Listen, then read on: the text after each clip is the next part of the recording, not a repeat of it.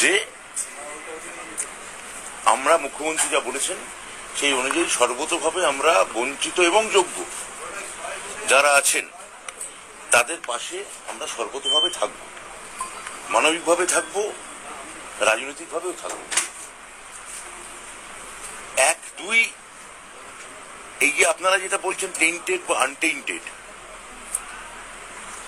বা এক দলের বেতন ফেরত দেওয়া হবে আরেক দলের বেতন ফেরত দেওয়া হবে না, এই কথাগুলো তো আমার কথা নয়, এগুলো মহামান্য প্রধান বিচারপতির জাজমেন্টে প্রতিটি পাতায় আছে, মানে বেশ কয়েকটা পাতায় আছে, 28 নম্বর অনুচ্ছেদে খুব স্পষ্ট করে আছে। তাহলে যে রায় বলছে যে টেন্টেড এবং আনটেন্টেড, সেটা তো এসএসসির দেওয়া তথ্য পরিসংখ্যান তার ভিত্তিতেই বলা হচ্ছে।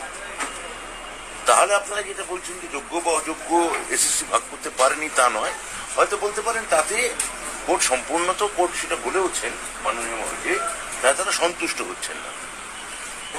কিন্তু যোগ্য অযোগ্যের একটা ভাগাভাগি নিশ্চিতভাবে প্রধান বিচারপতি রায়ের পর আমরা বুঝতে পারছি, এবং যারা যোগ্য এবং বঞ্চিত তাদের একটা মানবিক দৃষ্টিভঙ্গি যাতে সব তরফ থেকে বেরোয়, আমি সেই আবেদনও এই ক্ষেত্রে করব। আপনাকে রিভিউ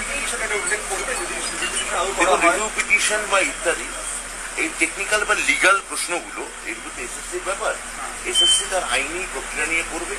যদি আমাদের বিভাগের কাছে কোনো এই বিষয়ে তারা সাহায্য চায়, আমরা সেটা আইনি পরামর্শ তাদের নিশ্চয়ই দেবো, তবে সেটা আইনি পরামর্শ নিয়ে দেবো।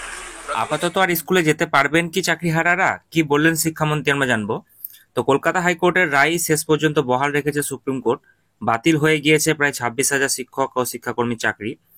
একই সঙ্গে চিহ্নিত চাকরি প্রার্থীদের 6 বছরের চাকরি জীবনের সুদ সমেত কিন্তু বেতন ফেরানোর নির্দেশও দেওয়া হয়েছে। এমনকি তারা আর নতুন নিয়োগ প্রক্রিয়ায় অংশ নিতে পারবে না, এমনটা কিন্তু জানা যাচ্ছে।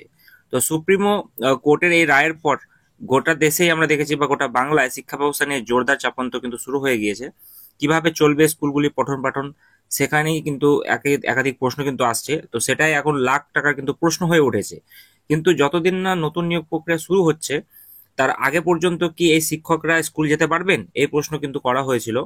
তো প্রশ্ন শুনে শিক্ষামন্ত্রী ব্রাত্য বসু যেটা বললেন যে তারা স্কুলে যাচ্ছেন না বলে আমাদের কাছে এমন কোনো তথ্য নেই। স্কুলে না যাওয়ার তথ্য আমার মনে হয় ঠিক নয়। বিশেষত গতকাল মুখ্যমন্ত্রী পরিষ্কার করে তাদের কি করণীয় আর কি করণীয় নয় তা কিন্তু বলে দিয়েছেন।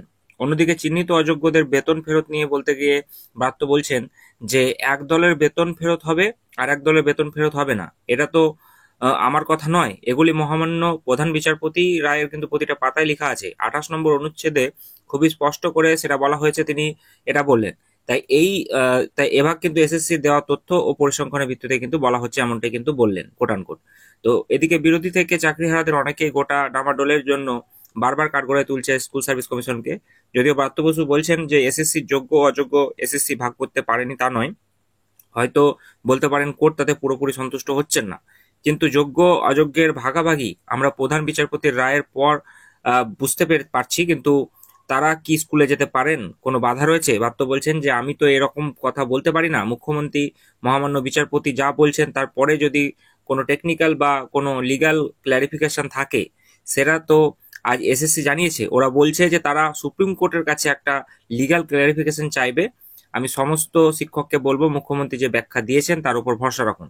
এবং পাশাপাশি তিনি এটাও বলেছেন যে আগামী 7 তারিখে যে সমস্ত চাকরিহারারা রয়েছে তাদেরকে সংগঠনকে নিয়ে মুখ্যমন্ত্রী সেখানে দেখা করতে যাবেন, সেখানে বিষয়গুলি কিন্তু পরিষ্কার হয়ে যাবে, এমন কথাও কিন্তু তাকে বলতে শোনা গেছে।